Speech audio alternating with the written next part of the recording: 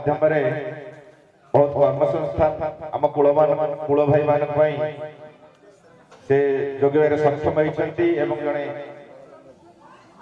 सुनामधन्य व्यक्तित्व श्रीयुक्त कृष्णनंद महाराणा कालू अनुरोध करी आज श्रुतिचारण सभा वक्तव्य रखिए।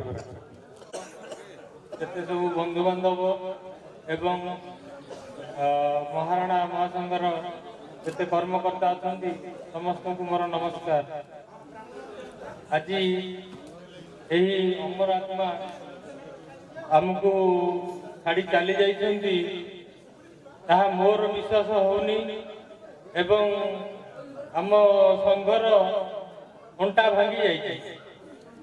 से जो प्रकार चेष्टा करी आम संघ को जो स्टेज को नहीं जाइछन्ति से अतुलनीय। आउ बहुत लोक तो बहुत कथा कहले आ किसी न कही वक्तव्य शेष कर।